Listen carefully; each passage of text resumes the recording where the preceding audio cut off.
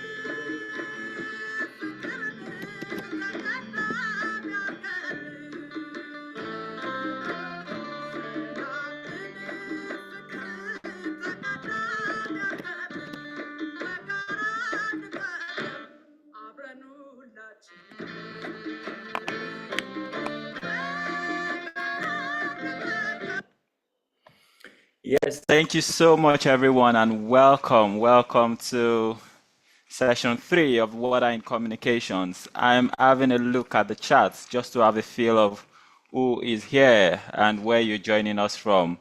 Omobolanle from Lagos, welcome. Sri Lanka, we see you. Oliver, it's good to see you again. Thanks for joining us from Bali. Tilly from UK, thank you. Salutes to Carola joining from Benin. Australia, Hamba Craig, lovely to see you again. Thank you for joining us. From Tajikistan, India, Sweden, hello Eric. El Salvador, lovely to see you all joining from different parts of the world. Kenya, Bonn, great. Thank you all. We're still letting in a few people in, but while we do that, I'm just going to go through some of the house rules, especially for those that are joining us for the first time. If it's your first time joining us, welcome. We're very excited to have you with us today. This is the Water in Communications series, and it's organized by the Stockholm International Water Institute with support from the Grundfos Foundation. And we're very excited to be doing this for the last 6 years. So if you want, I see some new faces, but I also see some known faces and known names from the previous year. So thank you so much for joining us. My name is Sheyifumi Adebote. I'm the host of the Water in Communications webinar series this year. The song you were listening to earlier is titled Ya Habawuha, which it's an Amharic word for waters of the Nile. And it's from the Nile project that was released in 2017. There is a line in that song that I really, really like. It says, I can feed you fish tonight if you come to my house because I live by the Nile. But please don't ask me for chicken soup. I wouldn't know where to get that from. And it just speaks to tell you about how where we are connected or where we live, our connection with water means different things for different people. And we will get a little bit into that conversation today as we explore today's session, which is the third in our series. In a minute or two, the slides will be coming up, thanks to my colleague Gu, who is helping to set that up from the other end.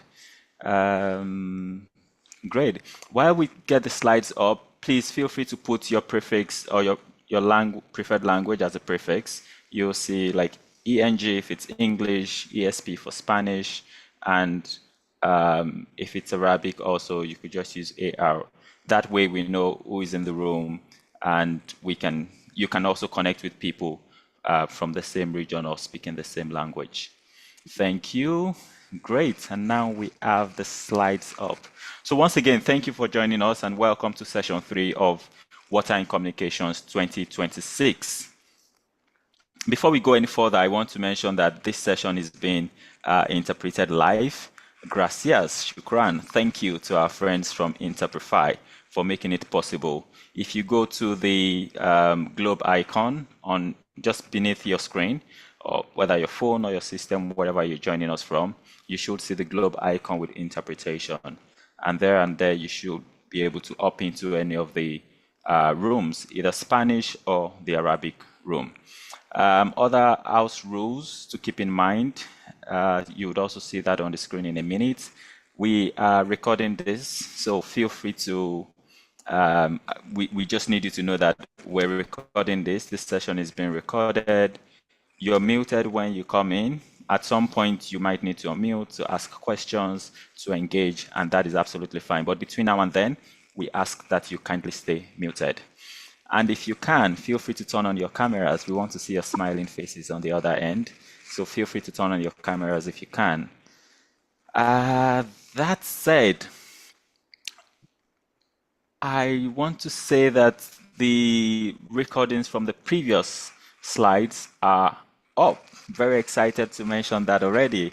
If you missed session 1, session 2, and you're wondering what went down, you can check it out now. It's now on YouTube, the 2026 Water in Communications, and there you can find the recordings in Arabic, in Spanish, and also in English. So feel free to catch up. If there was something that was said and you just want to refresh your memory, go right there and you can watch the recordings again. Great. As we move on, we're still letting in a few people, and I know that you've joined from different parts of the world. So good morning, good afternoon, good evening, wherever it is you're joining us from. My name is Sheifumi Adebote. Together with Gu, we will be coordinating or bringing to you the third in the series of the Water in Communication series, 2026 series this year. Okay, before we go any further, I just want to, maybe as a sort of refresher, I see many of you were in the first and second session. So as a form of refresher, let me just see, how many of you remember the litmus test from the last session? Sarah Beatrice was from WaterAid. She had shared with us the litmus test for every story that we write as journalists. Let's see who might be the first person to put that up in the chat. What was the litmus test that Sarah recommended or asked us to keep in mind when we write stories? Great. Keeping my eye in the chat to see who remembers and who wants to go first on that. Then also there was an acronym. We called it ELCH, H-E-L-C-H. Does anyone remember what that stands for? It was from the presentation from Linda. Let's see if you still remember some of what was taught in the first two sessions. Great, thank you. Thank you. Round of applause to, lovely, lovely. Bikoro, I see you. If this story was told about me, will I be happy? Will I be okay? That's right. Oluseyi Abdul Malik, the litmus test. How will I feel if this story was written about me? Satenda also, you're right. Great. And Oliver, absolutely. That was, the ELCH acronym was humanity, emotion, local voice, credibility, hope, and action. And those were the elements that the elements that Linda recommended should be in our story. I see many of you also sharing a few other thoughts from the last session, which means you have been following, and that means a lot to us. So thank you. Thank you so very much. I've also seen quite a few of you share on social media. Feel free to keep sharing those reflections. Tag World Water Week when you do that, and we'll be happy to engage with those posts. Shall we move into session 3, strategic water communication for policy influence? That's the theme, that's the title of today's webinar, strategic communication for policy influence.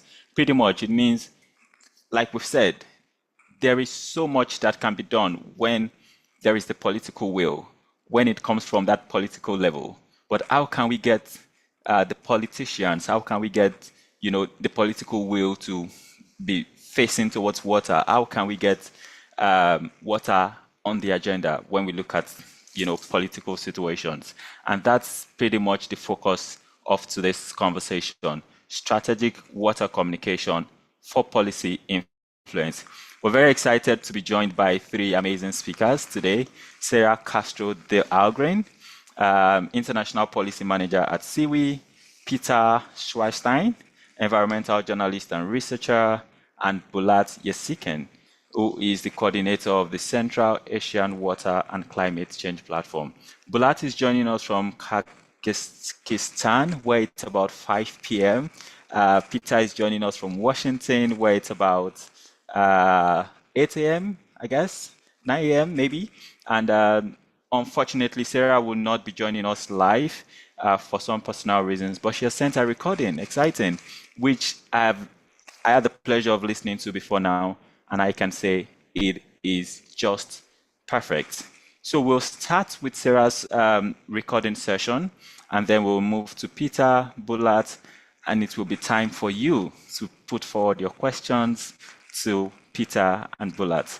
Who is excited for today's session? Before we delve into that, maybe I can just do one more recap that I think was strong from the last session. One thing that came up again and again is water is life.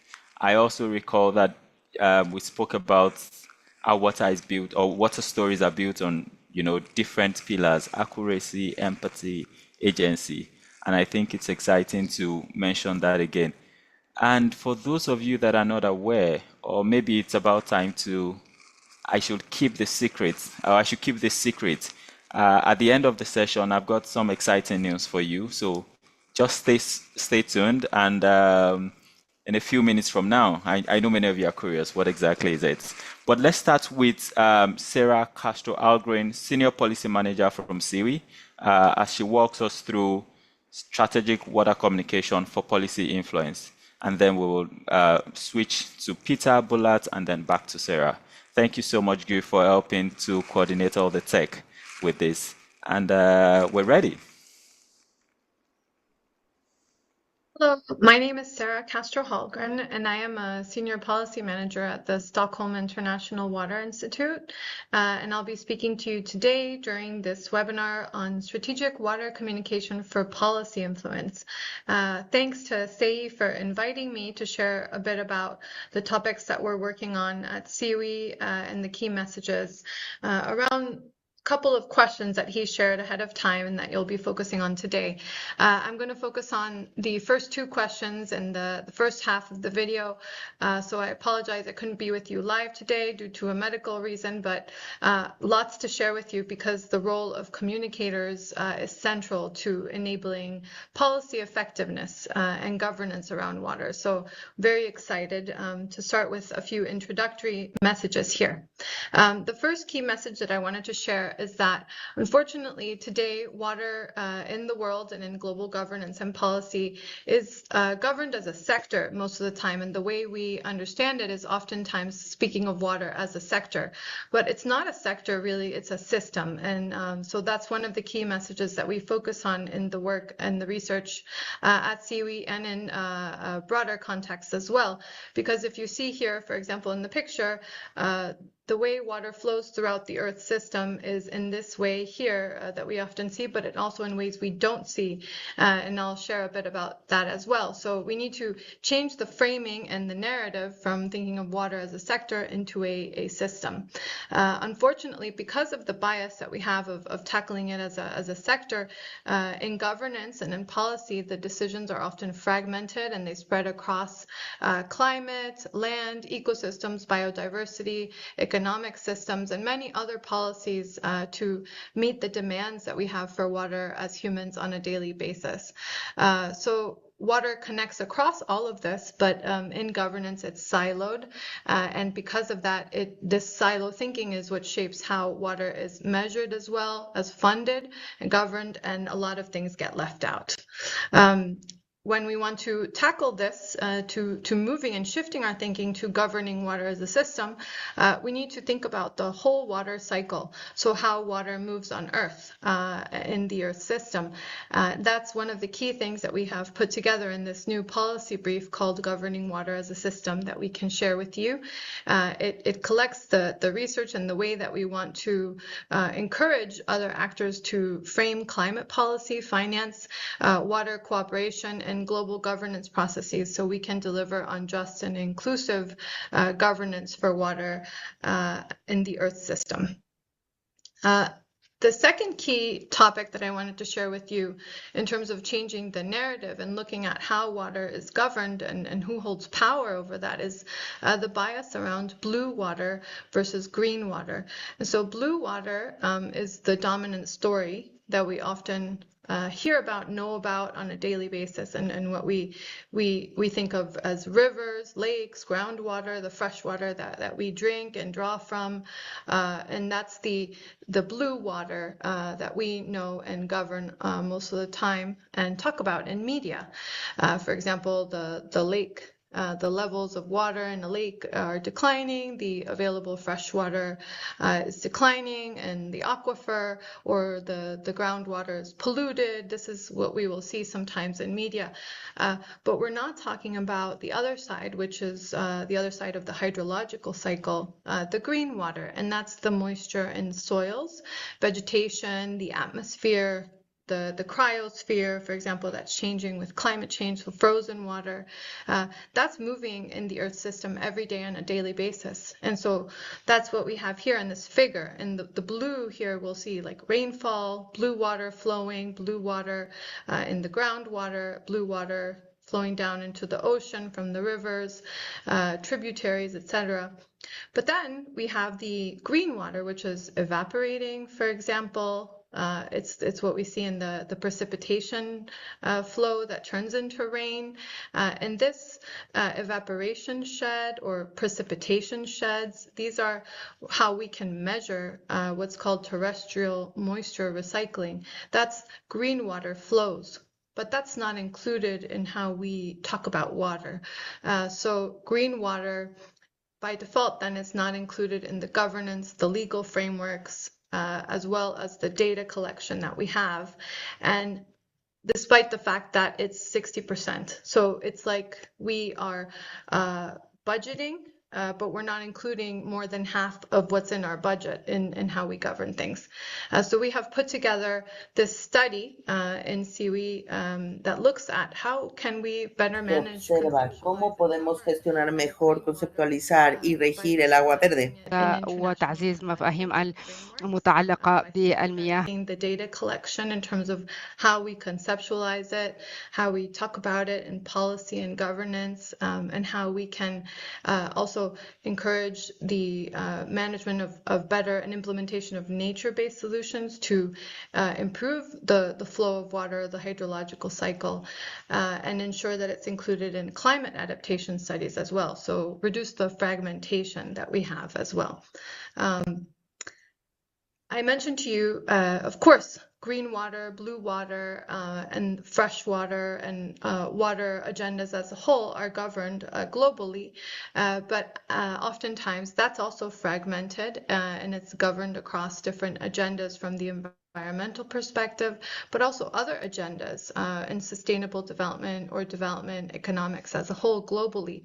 The key ones that we have here, for example, in this image are the Biodiversity Convention, CBD, the Convention on Biological Diversity, the UNFCCC, which is another of the Rio conventions that also looks at water, water and climate links, for example, that has different governance instruments and commitments from countries. We also have the Convention on Desertification or to combat desertification that has other commitments from countries. And then we have commitments specifically related to water sometimes, such as the Sustainable Development Goal 6 or the Ramsar Convention on Wetlands or specific water conventions that can be implemented or developed at regional levels. So there's a matrix or a mix of many different global frameworks that we have for governing water, but it's cuts across the Sustainable Development Goals as well. And none of these really capture the entire system's view of water that we need to think about. There's a lot of different overlapping system boundaries for water. The key thing is that we want to think about these as a system, as a hydrological cycle. Start thinking about the topics that I mentioned, like the flow of water, blue water, green water, but the flow of water across the earth as a system. This can help us to look at governance in a more holistic way. And governance oftentimes happens at the global level. We have also governance at regional and national levels that involves functions like policy, strategy, coordination, planning, financing, data, and more. Then we have implementation that happens with different attributes. This happens at a what we call multi-level governance context. It can be at global level, regional level, basin level. It can be in a transboundary or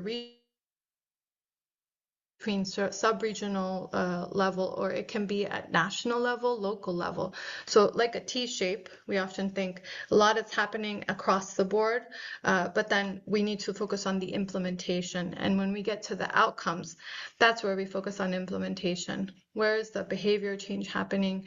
Where are the different inclusion? Is the inclusion happening? Is there resilience in what's happening? Is there delivery of the outcomes that we want? Access to water, quality of water for all, and who is owning the water. Because of that, we also have to look at the power imbalances in governance. And that's where we can oftentimes say that formally the power is held in terms of public governance responsibilities held by national government, but finance institutions, multilateral organizations, and other bodies, as well as landowners and private sector, all have different roles to play in the governance of water, including media. But the power in terms of formal, for example, ownership can be held by those that have land titling rights over water. That can be those who have rights over upstream water resources, for example, upstream on a river, and maybe to be able to, for example, dam water supplies. And then how does that conflict with those who have downstream access to water, or then lack thereof because of upstream imbalances? Then another point I wanted to share is that those that are often affected by the water decisions in terms of upstream or downstream governance, for example, or any, are the ones that are not included in making the decisions. So there's a structural power problem and fragmentation as well. There's a disconnect. So at the end of the day, globally, no single actor governs water as a system, and accountability is difficult. So the role of media in that is really essential. When there's an absence of a single decision maker, then that itself is a power structure challenge.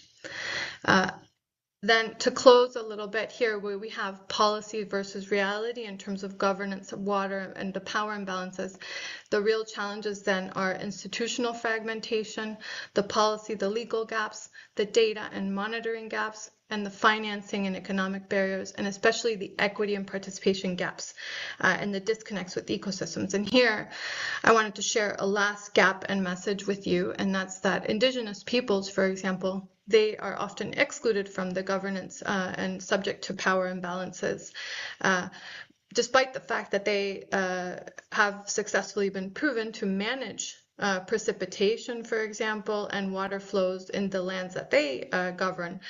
So some of the studies that we have conducted in SIWI show that, but then in terms of the governance aspects, despite the fact that they have performed at least as well as non-Indigenous lands in terms of land stewardship for managing freshwater resources, they oftentimes are not included. And the practices that Indigenous peoples have in terms of managing the land, managing freshwater resources, are not recognized as formal or successful land management practices, even though these practices go back through millennia sometimes. So we need to recognize Indigenous knowledge in managing freshwater resources and ecosystems, and what we can call ancestral intelligence in the resource management. that means changing the narrative. So here I wanted to share with you, we see this appear in media a lot of the time in terms of indigenous people being subject to persecution for land rights or land management due to mining or other competition for resources, including for water resources. But we do have improving cases and narratives that are changing this and promoting the issues. Here are two new documentaries that have come out and been awarded. This one is from the Guarani peoples in South America, spanning the Gran Chaco region, the Guarani Aquifer, Paraguay, Brazil, these areas, that's where these communities inhabit. And then here we have Water for Life, which is another documentary that recently came out about Berta Cáceres in Central America and her fight for indigenous rights over water resources and lands. Now I will focus on how Okay, shape outcomes. we'll take a pause here. Thank you so much, Sarah, for distilling this in very simple terms. I see in the chat how very engaged people are. And like I said, I think this explanation of green water versus blue water, and they also sort of sharing very clearly the difference between policy and reality. I think it makes a very good picture of this disconnect. You spoke about the challenge, and this is where I'll turn to Peter to help us sort of reflect on the role that strategic communication plays in either closing that gap or in widening the gap. Peter is an environmental journalist and researcher. His work focuses on water, food security, and conflict climate nexus. He's a fellow at the Stimson Center and a fellow at the Center for Climate and Security, a third fellow based in Jordan, but joining us from Washington, D.C. this morning. He's also the author of the book, The Heat and the Fury on the Front Line of Climate Violence. Peter, help us understand, what role does strategic climate communications play in either closing this gap that Sarah has shared or in widening it?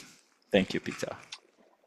Thank you, Sei, and hello to the rest of you as I sort of fully come awake here in Washington, D.C. As Sei says, I'm ordinarily based in Jordan, which is about as water impoverished a country as exists on this earth. And I mean, that's, I guess, living there and having spent most of the past sort of 12, 13, 14 years working first in a sort of journalistic capacity for National Geographic, and now in more of a kind of researcher capacity. It's really brought home to me the importance of communication, not just, of course, vis-a-vis the public, but also in sort of closing that gap between the public and policymakers.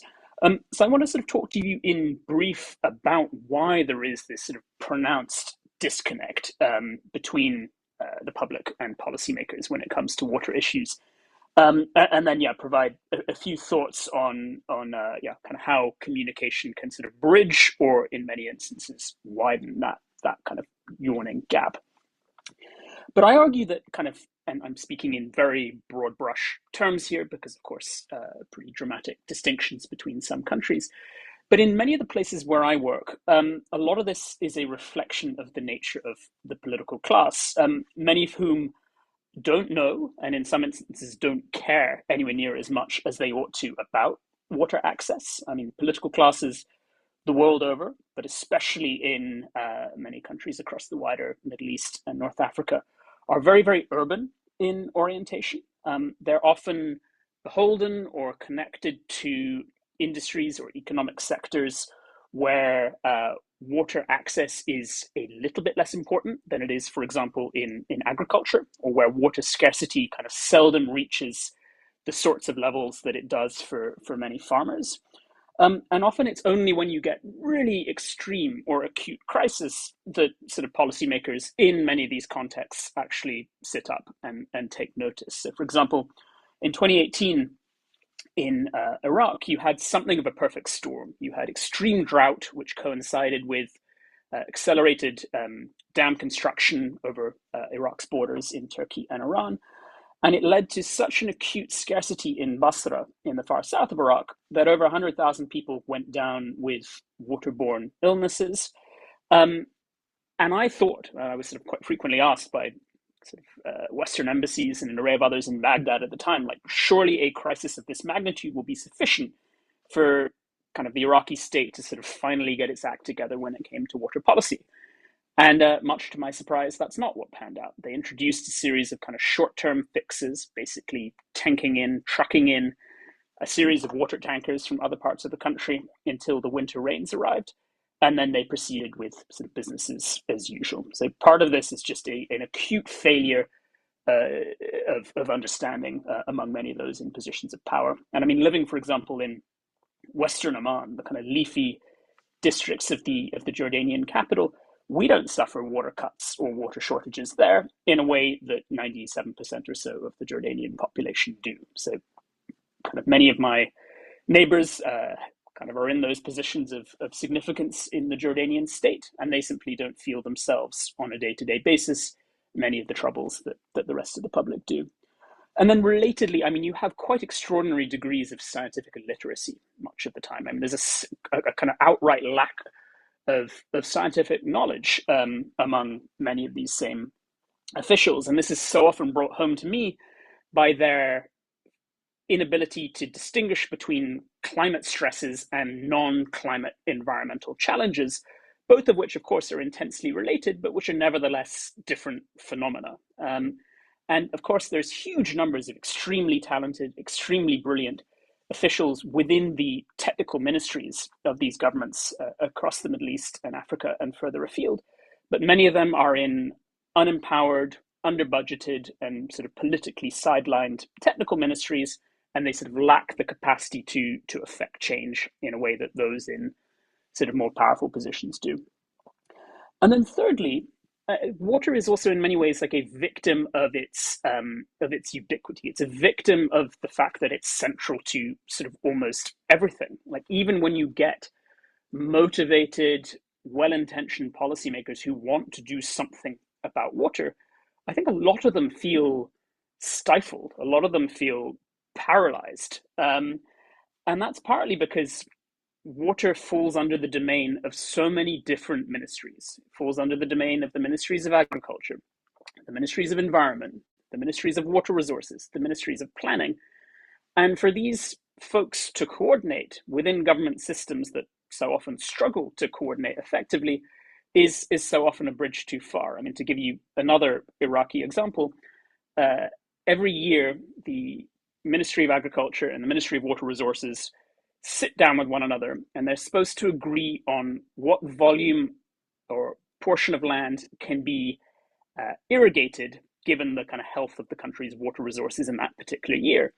And yet, in at least 6 out of the past 7 years, the Ministry of Agriculture has failed, either deliberately or accidentally, depending on who you ask, to abide by the terms of those agreements, allowing farmers to cultivate a much larger portion of land than the country's sort of wavering rivers can necessarily afford. So you just also have a total failure to coordinate. And there's two sort of addenda to this point, and this kind of is slowly and belatedly bringing me to Seiyi's question. Water can also seem, from a policymaker viewpoint, to be of relatively limited economic importance. It's a reality that can kind of coincide alongside the undeniable pivotal importance of water in more general terms. And that's because agriculture as a share of GDP is small in many instances and shrinking in almost every country. The percentage of the population engaged in agriculture is also shrinking in many countries. And again, that obviously doesn't tell the full story. And when water crises reach such a point that they start to impinge upon kind of more economically dominant sectors like oil and gas, well, that's when change really can happen. But for as long as it's farmers that are suffering most and suffering first, the impact on a country's macroeconomic figures can be a good deal smaller than one might imagine. And then, I mean, this is sort of the real key sort of strategic communications point here. Policymakers, at the same time as all of that is true, have also sort of long since appreciated that water can also be a very, very effective tableau, a very, very effective platform on which to project their own priorities in ways that are kind of totally divorced from water security in general, or the sort of wishes and needs of much of the public. And this is true in policy terms. I mean, there's a word that was coined by a colleague, a Pakistani social scientist, Danish Mustafa, which is mega projectivitis, kind of state obsession with mega projects, many of which are very much a phenomenon in the water space, and many of which are not necessarily designed to sort of actually boost, or not primarily designed to boost water access. They're above all designed as big, concrete, tangible, obvious signs of state action, of state activity, and hence a way for kind of officials, especially in kind of non-democratic states, to sort of point and say, hey, look at all these sort of tremendous things that I'm doing with taxpayer resources. They can also be, of course, and this is something that must be said, they can also be a tremendous source of personal enrichment. I mean, projects in the water sector are riddled with corruption, not least because a lot of them are very big and very expensive to put together, and hence full of kind of money-making opportunities. And final point, say, because I know I've been speaking for too long, water is an extremely effective kind of political tool and kind of campaigning tool. And that's because water is emotive in the extreme. I mean, water is so often effectively cast as an extension of national sovereignty. I mean, I was working in Bulgaria late last year at a time when the Bulgarian political hard right had decided to weaponize the country's water sharing agreements with neighboring Greece, even though that particular treaty served both countries very well. They saw this as a way for them to sort of use the issue as a way of kind of rallying people to sort of their own particular interpretation of political events. Anyway, I'm happy to sort of talk much more about that later in the Q&A if there's any particular interest. Absolutely, there is an interest, and I just put in the chat already that I'm curious to hear a little bit more about what as a political tool, and maybe some case studies that you could bring also to bring that to life. Thank you so much, Peter. We'll take a pause now, move very quickly to Dr. Bulat Yessekin. Bulat Yessekin is an international expert with over 35 years of experience in water governance, climate change, and environmental policy across Central Asia, Europe, and Asia Pacific. He has held senior government positions with the government of Kazakhstan, including National Focal Point, Principal Policy Advisor on the Sustainable Development Goals, and the United Nations Framework Convention on Climate Change.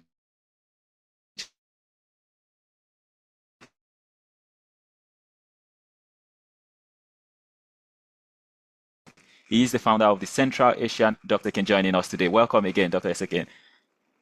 You're muted. You have to unmute. And my first question to you, you've been in this policy spaces. Peter, when he was speaking, using case studies in Iraq, also emphasizing water as a system connector, but he also spoke about the complexities of coordinating at policy level. And you know that so well, being someone who's been in and out of these political spaces. So I'm curious to hear from you,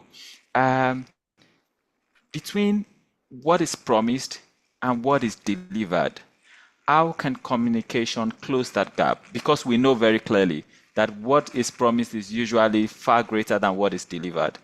What is the role? How can better communication drive, sort of close that gap? Yes, all you know is that there are too many promises and declarations, but national global statistics says that emissions are growing, and degradation of land, forest, and nature is growing too. And so there is a gap between our declarations and reality. And from my experience, I can say that main reason is that we humans still not ready to change the current conventional paradigm of our economical growth by exploiting nature.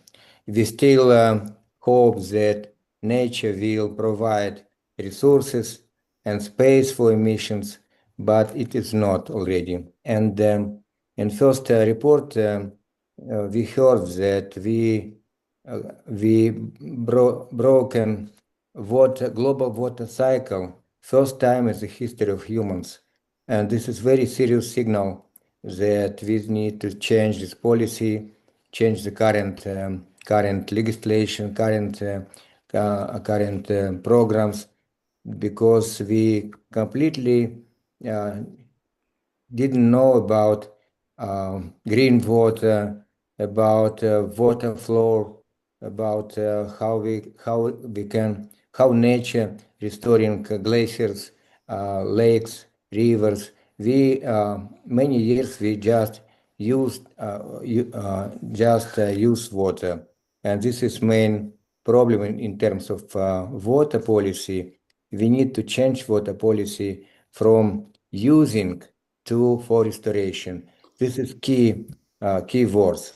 And what I can advise to stop this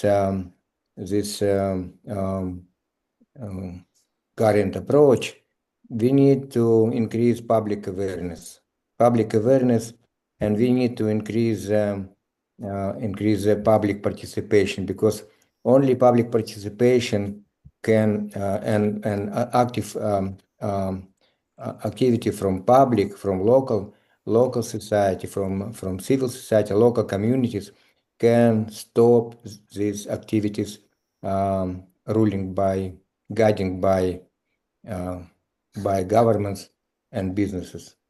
This is my answer for your question. Thank you very much indeed. And by the role of local communities, I think that also stems to communicators and, journalists and those who convene events across the world. I have one follow-up question for you, Dr. Yessekin, and that's, you talked about the role of trust. There is so many water promises out there, but then people do not trust that these policymakers put out these policies to really get the work done.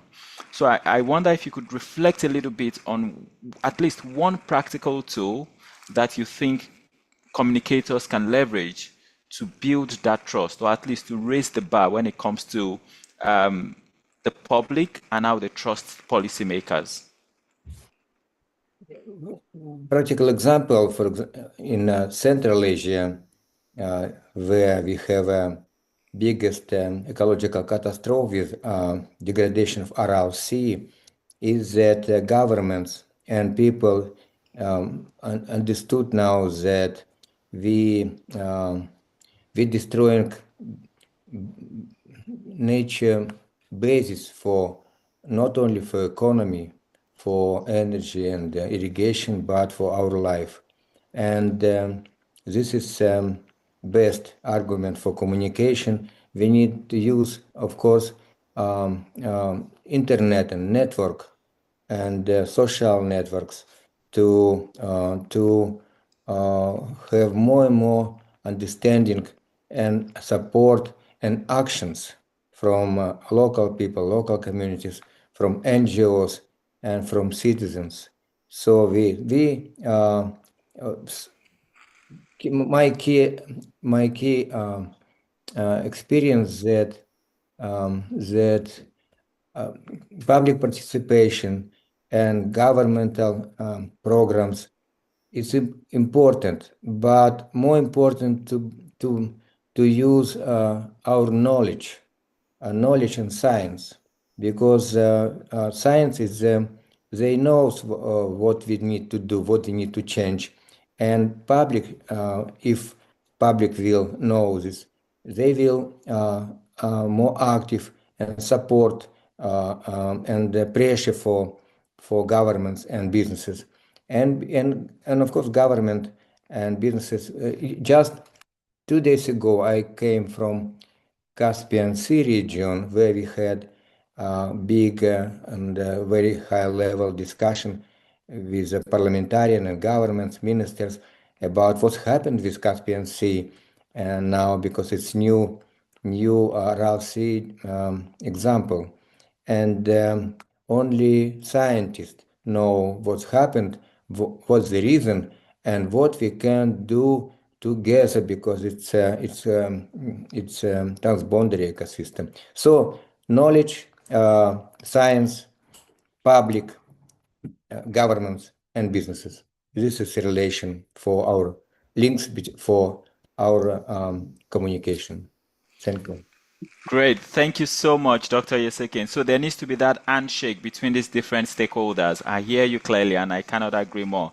Let's move swiftly with the second part of Sarah's presentation, as she speaks to the role of narratives. How exactly can you, as journalists, as communicators, as people who convene water events across the world, how can the work that you do and the narratives you put out there shape outcomes in the water sector? Welcome back, Sarah. Now I will focus on how narratives shape outcomes. So behavioral science, which is one key area I like to focus on, changes the way that we can shape policy to be more effective, and the behavior at the end of the day to be more effective. This is also essential in terms of communication. We did a study in terms of how behavioral science can inform policymaking to tackle climate change issues in a better way. The key challenge here is that we have now learned that humans, whether they are policymakers or people on a daily basis, are not rational. This concept of the rational actor model, it's already disproven. We understand that humans on a daily basis, we work with something called bounded rationality. We have challenges in our thinking, and we try to make automatic decisions, what we call system 1 or system 2 decisions. So we need to change this to reflective decisions sometimes to tackle more complex topics like climate change or water as a system. That's something abstract. We also have biases, and that means that the way we make decisions in government can also be subject to biases. And we also have intention and action gaps. And so behavioral insights, which is a very exciting field, can change the way that we think and improve the way we develop policy as well and implement the action so that it's more effective on the ground. The intention versus action gap is one of the key reasons why a lot of the times the policies or commitments we have at a global level, what we want to do, what we want to happen, fails. This is because we know what needs to happen. We know that we need certain actions, but there's a gap in this process. That's because we suffer from biases. We want to keep things as they are. We want a status quo bias. We don't want to lose the power that we have, or we stand to lose something, so we have loss aversion bias. Or we just want to live in the present. We want to ignore the future. With climate change, we suffer from something called hyperbolic discounting. It's too far ahead, too long term, too abstract. We want to be reductionist, and we don't want to think about these complex things. So we just want to keep things as they are with status quo and live in the present, live in the moment. Or we think of it as something negative, and we just don't want to focus on the negative. We want to try to look at the positive. So storytelling can help to change these biases and implement better communication. It can tackle this gap of what's promised versus what's being delivered. And behavioral science can offer a lot of information and insights to implement that. With water, the Water Action Agenda, we see that it's global. For example, I mentioned there's a lot of commitments, a lot of what's happening. This is a graphic from the UN.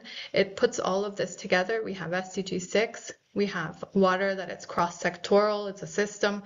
We have the Water Action Decade, a long-term commitment. We have a lot of coordination and a lot of commitments we see here. A lot of commitments happening, a lot of stakeholders. We want it to be action-oriented. We want a lot of things. We have many different intentions. But we have an action gap. The SDG 6 progress, for example, has been mixed. Implementation on certain conventions is mixed at the local level. There's a lot of challenges because we're people. What we see here throughout this graphic is people. And as I mentioned, people are subject to biases. behavioral failures. So human behavior relies on these mental shortcuts, what's called heuristics. So because of that, we're subject to all of these potential failures or behavioral failures. So what can we do to fix it? We can choice edit. We can remove the bad choices as being possible at all. We can change the default.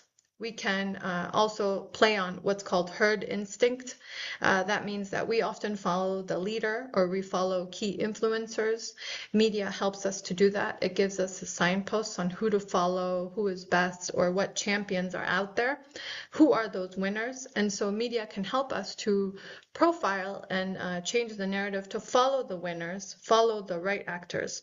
And it can also help us to we can take what's called confirmation bias to our advantage.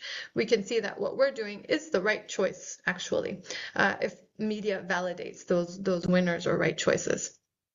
One example is that we need political leadership, right, to advocate for improvements on water governance, like on green water, as I mentioned.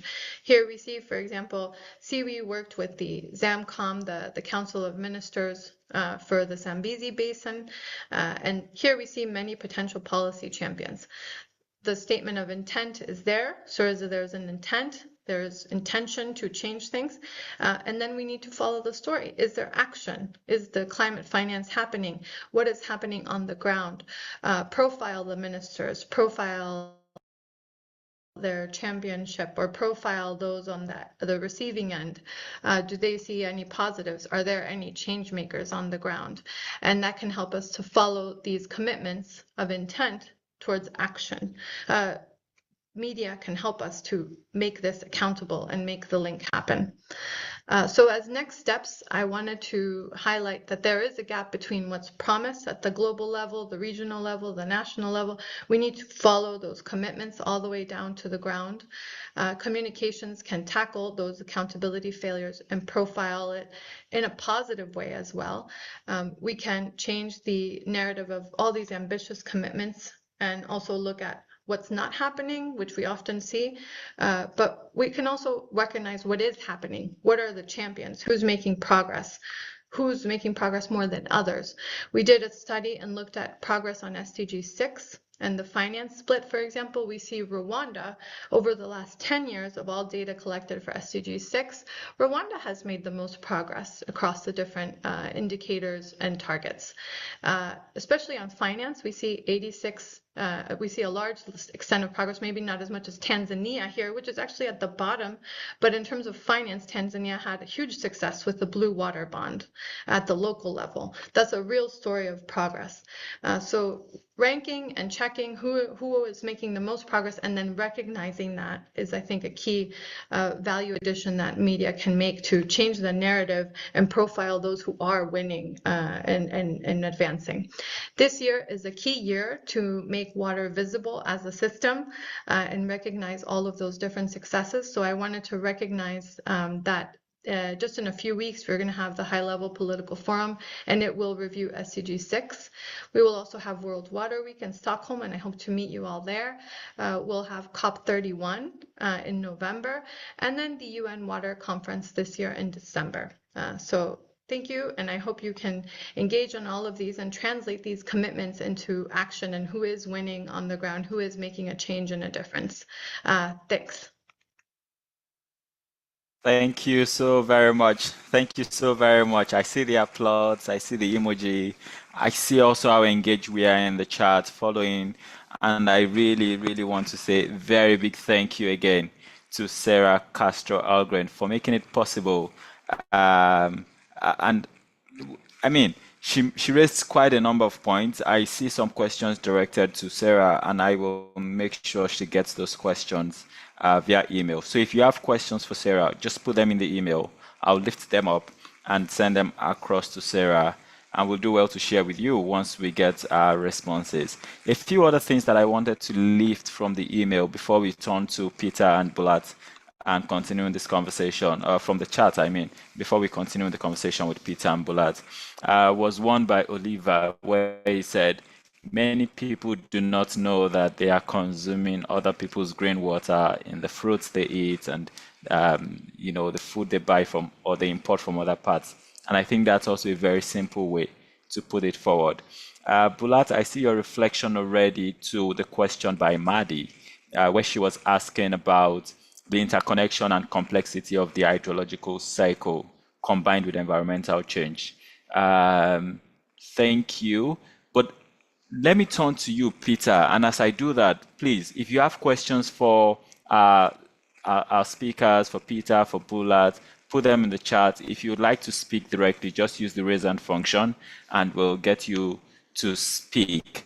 But I'm coming to you, Peter, here, and I'm going to play the devil's advocate in some ways.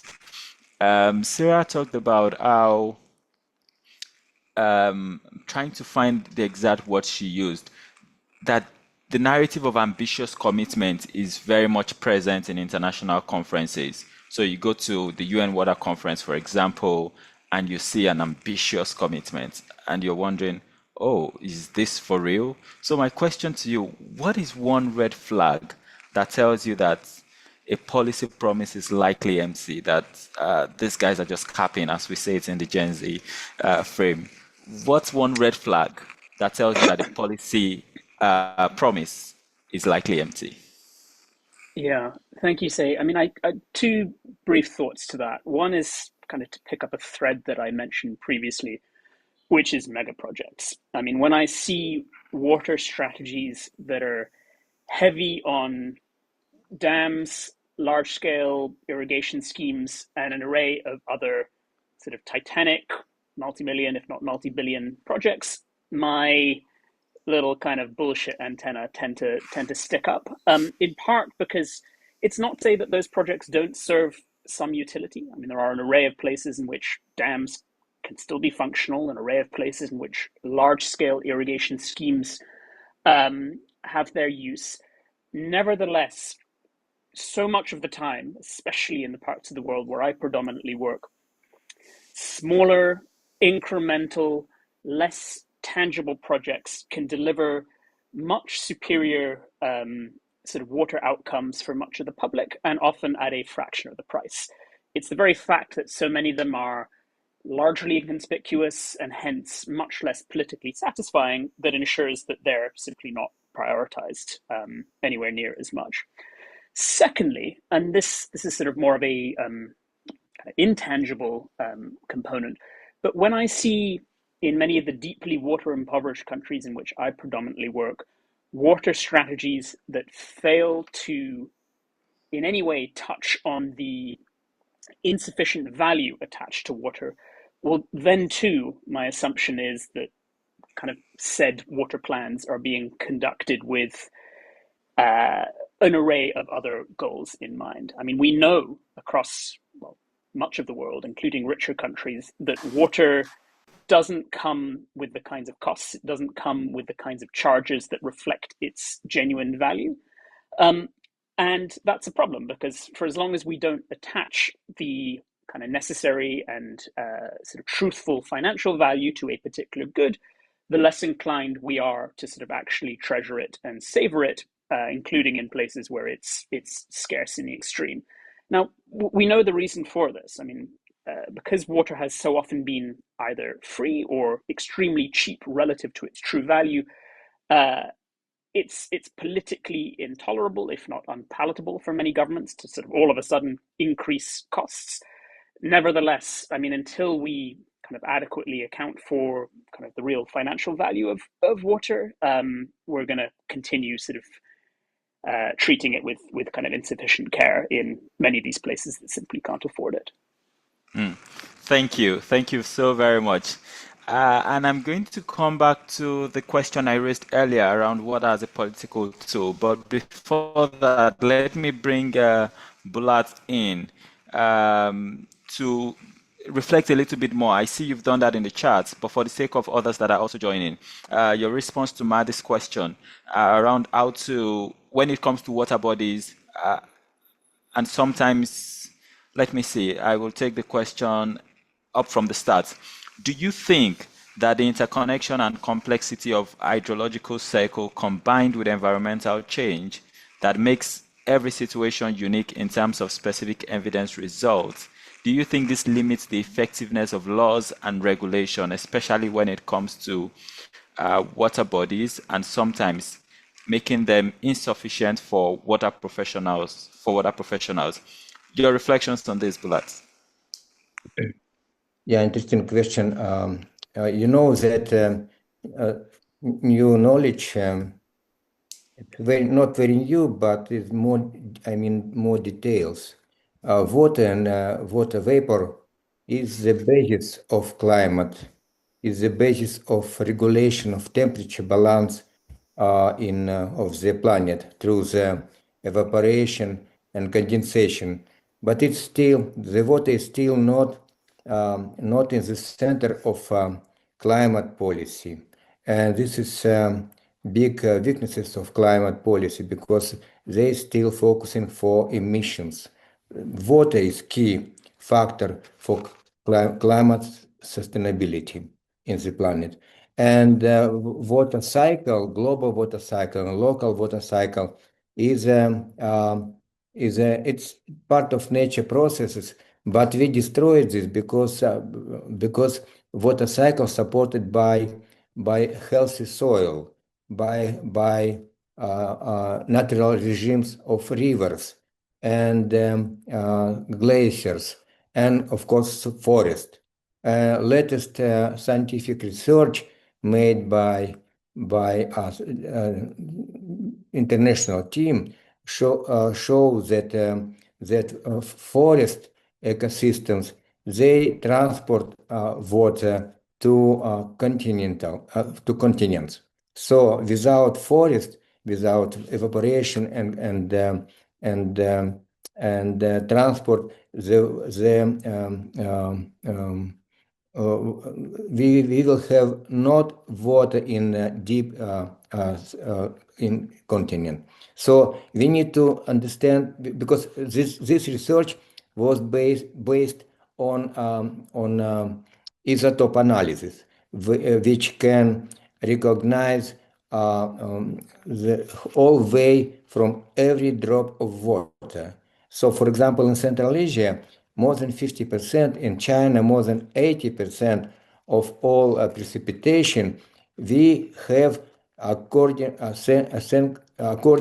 for pan-European, pan-Eurasian forest belt.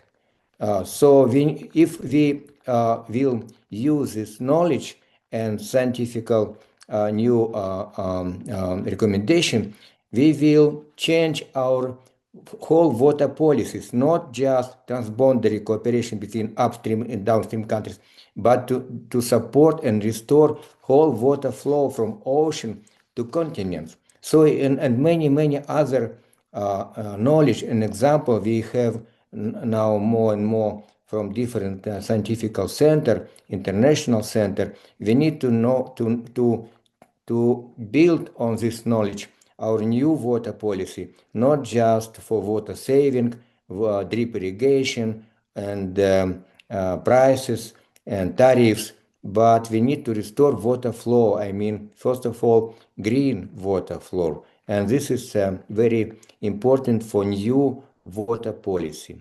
Thank you. Great, thank you so very much indeed. And Peter, I'll come to you. I just cannot put to rest that idea of water as a political tool and getting you to reflect a little bit more on that. But while I give you a few seconds or minutes to put your thoughts together, I want to lift some of the points that are in the chat. Oliver Wengner says, people do not change because they know. They change because the new behavior becomes easier, more attractive, more social, and more meaningful than the old one. And that's from his point of view, that we need to build a water identity.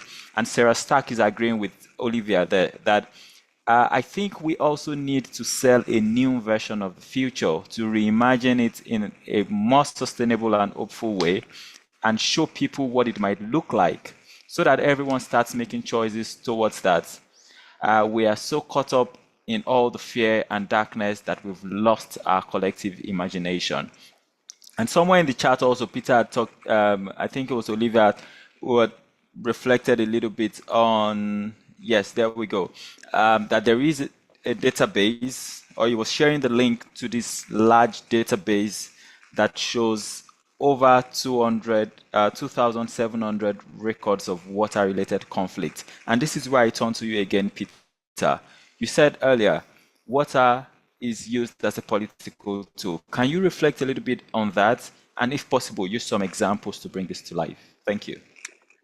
Certainly, and this is sort of really what I predominantly work on and have done so for the past decade and a bit.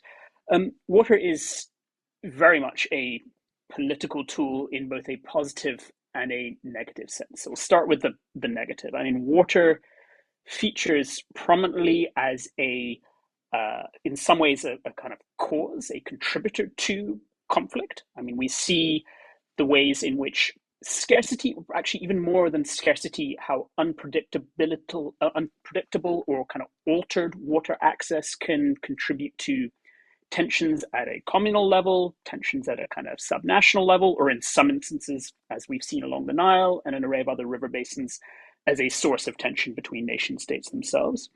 We have seen more than at any point in recent history over the past years that water is used as a weapon of conflict.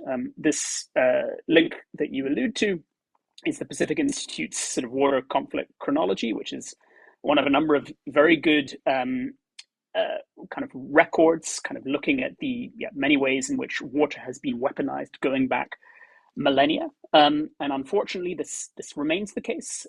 We saw throughout the Syrian civil war and the kind of campaign to roll back ISIS in Iraq that basically every military actor within those campaigns used water as a means of trying to kind of secure some kind of victory against their adversaries. In the case of ISIS, they secured control of quite a few dams on both the Euphrates and Tigris rivers, and they alternately held water back in order to deprive farmers who were kind of beyond their areas of control and thereby ensured that their crops sort of withered and died.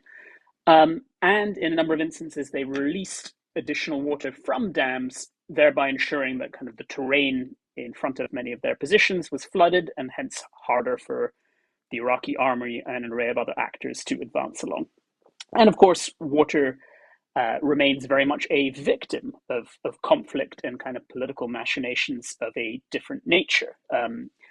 As kind of international human rights law breaks down, we are having water being explicitly targeted that bit more than at any point in recent memory. And as water gets more commodified and in some instances scarcer, there can be greater kind of military or political incentive to pursue it than there previously was. But then this brings us to the positive side, because that only tells sort of part of the story. We do see in an increasing number of instances that shared water problems can be leveraged as means for hostile or tense or warring communities to sort of come together for their collective good. And that's because water and other natural resource issues can be, emphasis on can, not are, but can be comparatively soft topics relative to many others. And so they can be a means for communities to come together and develop trust and develop a momentum for action that can be translated into other more sensitive and tenser areas. So to give you an example, working quite a lot on farmer pastoralist conflict in parts of the Sahel region, we have quite a few instances in which local or international NGOs have successfully built sort of water holes in areas where these different communities were previously duking it out over either water access or access to prime pasture. And in kind of spreading the load, in creating a series of alternative watering holes, these particular organizations have managed, at least on a short-term basis, to douse tensions and kind of at least reduce the degree of violence that those areas were experiencing. So we hear an awful lot about ways in which water is pitching people against one another, and that's true, and it's happening a good deal more now than it was in preceding decades. Nevertheless, there is a kind of more optimistic, kind of sunnier side to that often gets sort of lost in the focus on the sort of sexy, miserable kind of conflict side of things. Indeed. And I think you've touched on Tatenda's question, but I'm just going to bring it up and see if there are any additional reflections that you want to put forward.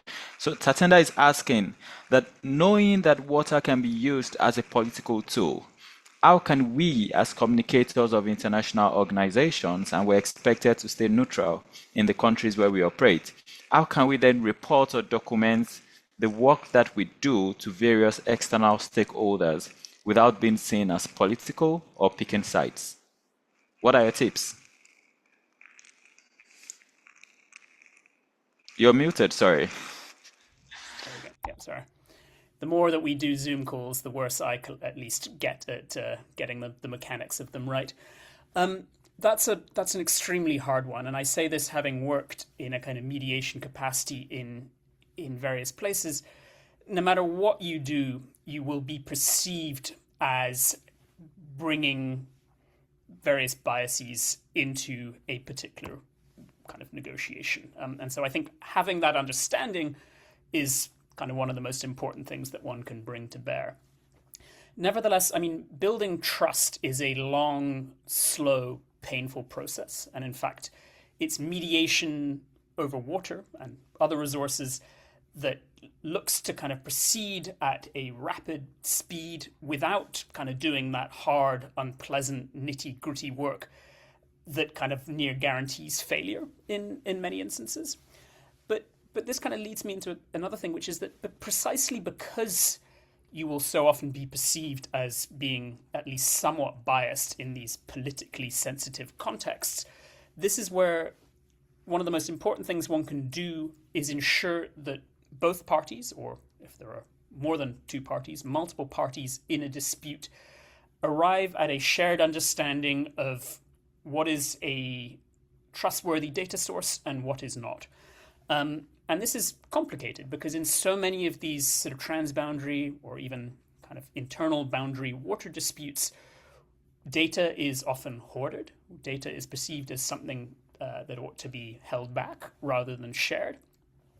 And so one of the very first things that one tries to do is ensure that kind of the various parties, whether it's Turkey and Iraq and Iran within the Euphrates and Tigris, or whether it's Ethiopia or Sudan and Egypt along the Nile, have a shared understanding of some of the basic facts. But this brings us, I think we were talking previously about how one can, as a journalist, sort of work within some of these contexts. And especially when you are beholden to data sources that are not being widely shared, so much of what you need to do is just ask endless questions, just like speak to as many people as possible within, for example, a village in rural Syria or within kind of the corridors of the Ministry of Irrigation. Because even if people can only tell you a kind of small piece of the puzzle, or even if people are only willing to divulge certain information, the more facts that you gather, the more of a picture that you can eventually put together. And so I think the same applies in a mediation setting. Great, thank you so very much. I'll turn to you, Bulat, as we bring this conversation to a close very soon. Peter talked about how slow this process could be.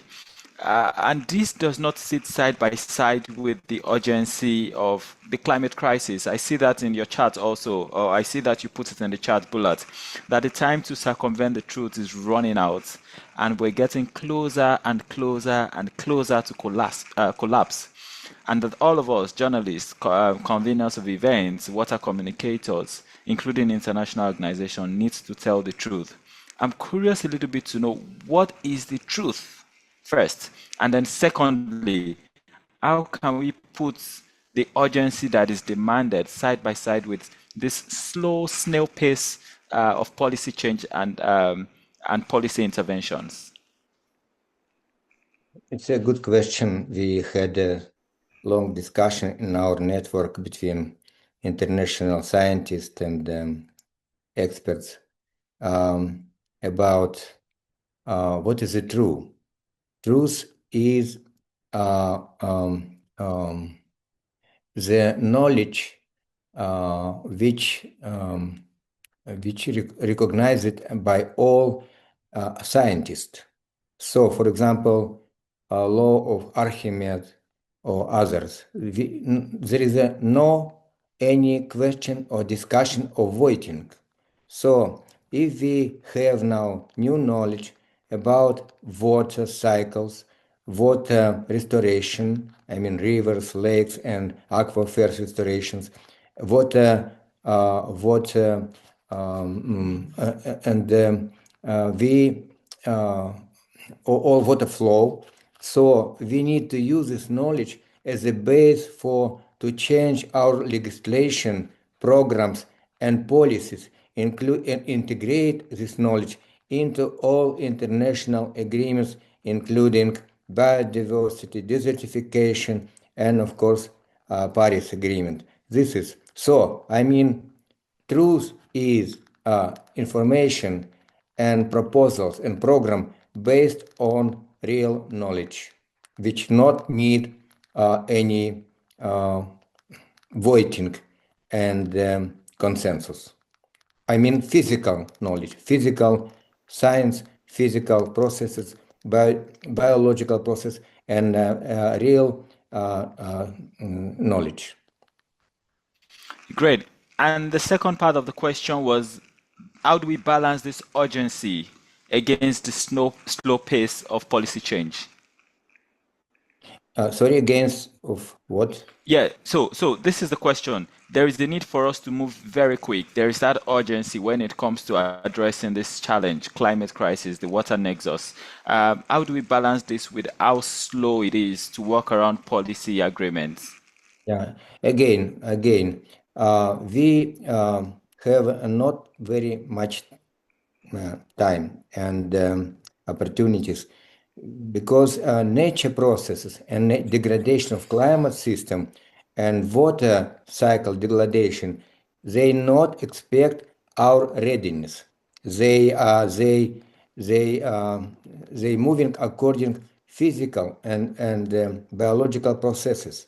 So they do not need our permission, our strategies and decisions.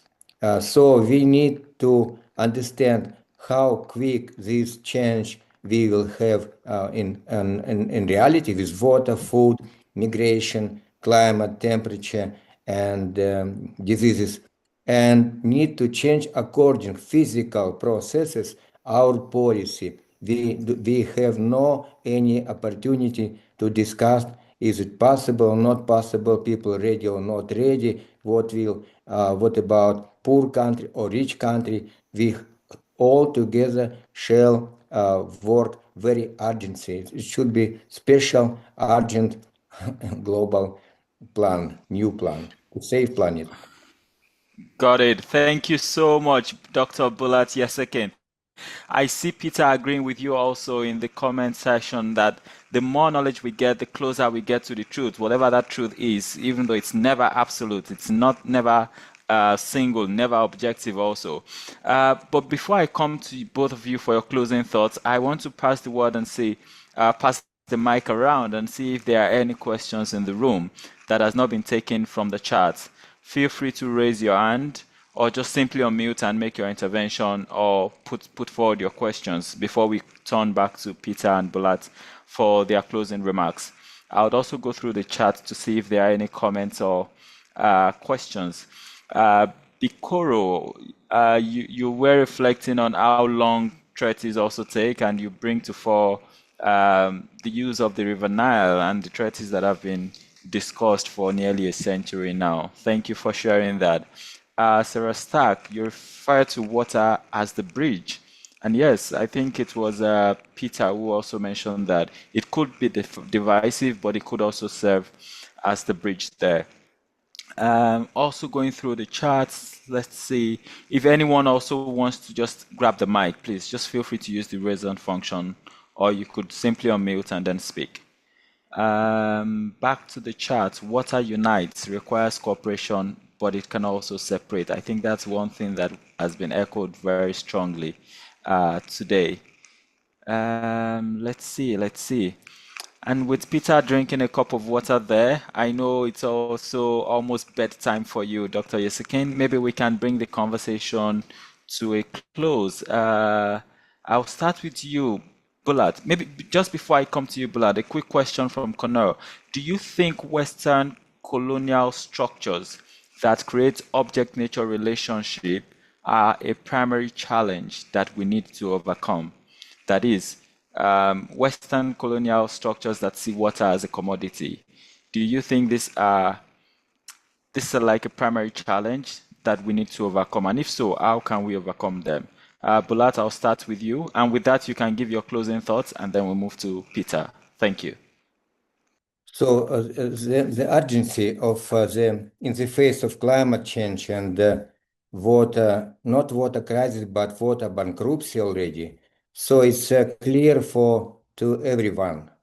And but politicians are guided by short-term interests from election to election, and businesses can't stop.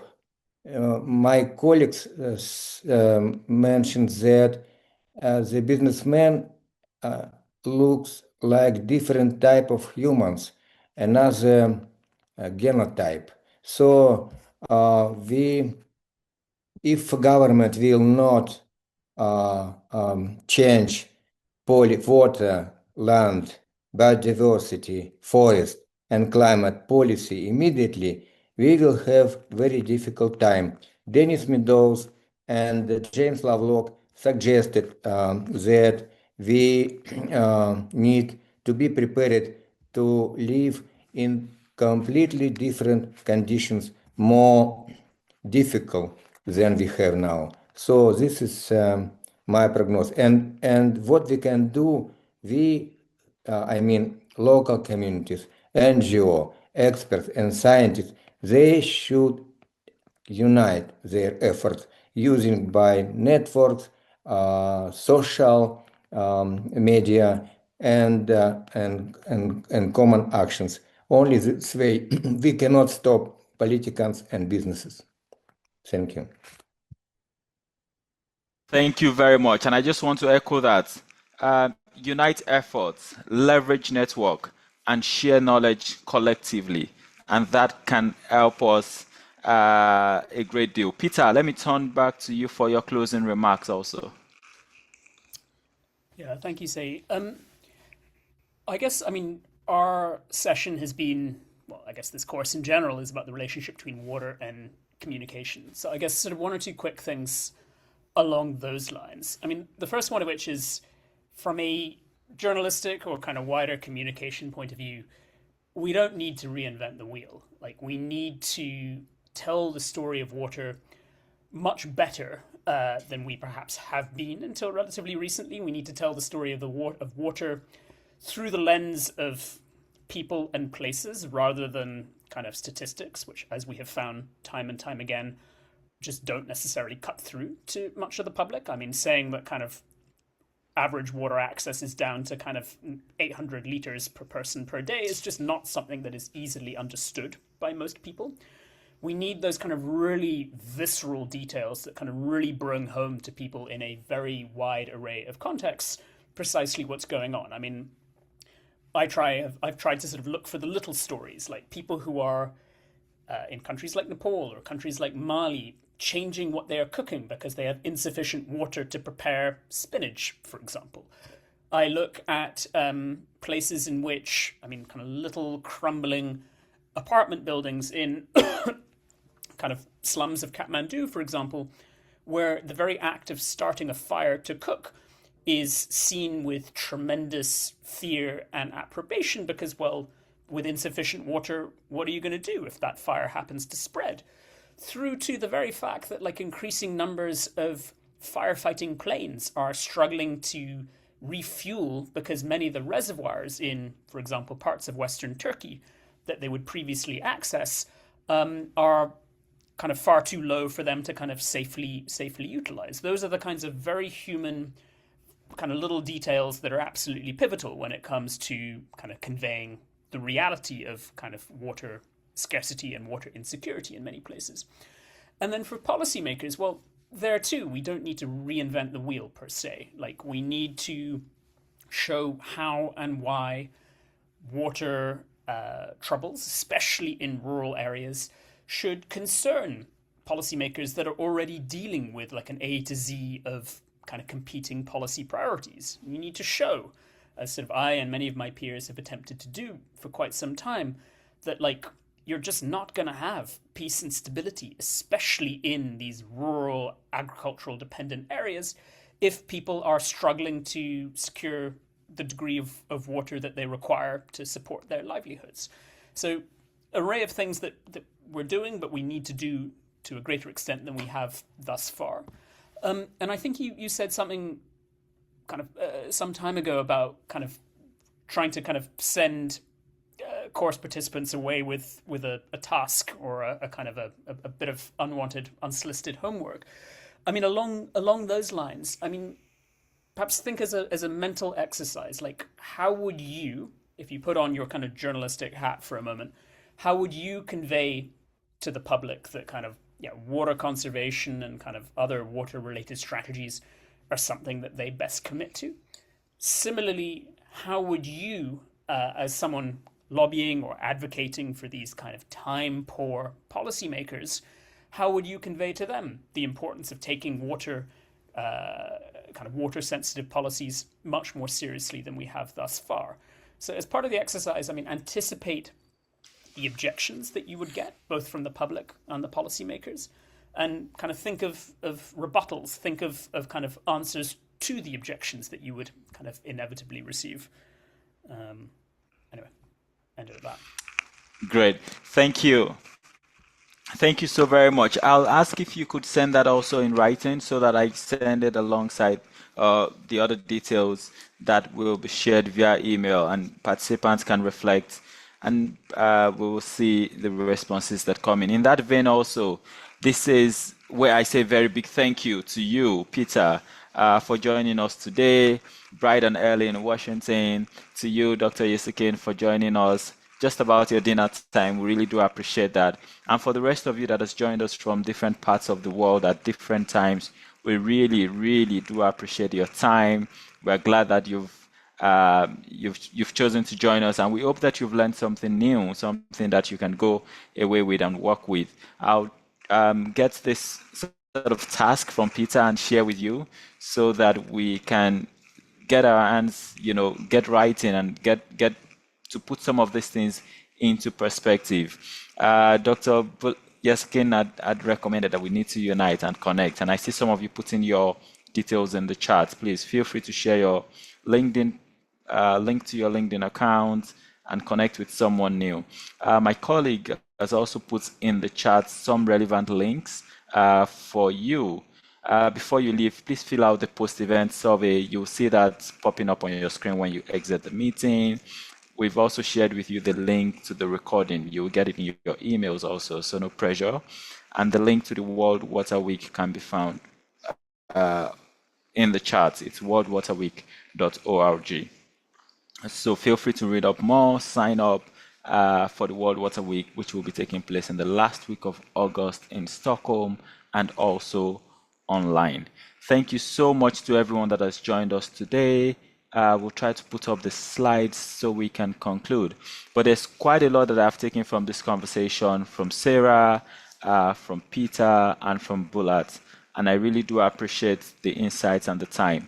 I want to say a very big thank you to Grundfos Foundation for making this possible and for supporting the water in communications through the last 6 years. Thank you so very much indeed. Our next session is on Thursday, Thursday the 4th. Our next session is on Thursday, the 11th of June, and we will be looking at tackling misinformation in the water sector. There is no doubt there is a lot of misinformation with deepfake, large language models, AI tools here and there. There is quite a lot of misinformation around how water moves and the water sector broadly. And we're very excited, and we'll be joined by John Ikeda from the Water Environment Federation, Tatiana Fedotova from Leaf Turtle. I think she was with us also last year, or was it 2 years ago? Very excited to bring her back. And also Frederick Mugari, who will be taking us on a practical session about spotting misinformation, tackling misinformation. So do not miss that on Thursday, same time, 14 o'clock CEST. Please convert it to your time zone wherever it is you'll be joining us from on Thursday. And we very much look forward to seeing you then and there. For those of you that have been sharing your feedback with us, thank you. We see it, and it's helping us improve the quality of the Water and Communication series. So please feel free, again, I'm pleading to spend 30 seconds, 60 seconds to just fill out the the survey that pops up on your screen immediately you exit the room. Yes, this is what the survey looks like as you see it on the screen. And like I said, it takes just a very, just few seconds of your time. And with that, I will say thank you again. Thank you so very much. And I'm looking forward to seeing you next on Thursday, 11th of June, as we delve into the big question: how do we spot and how do we tackle misinformation across the water sector? Until then, take care now, and see you in a bit. In 48 hours, I will say. Take care.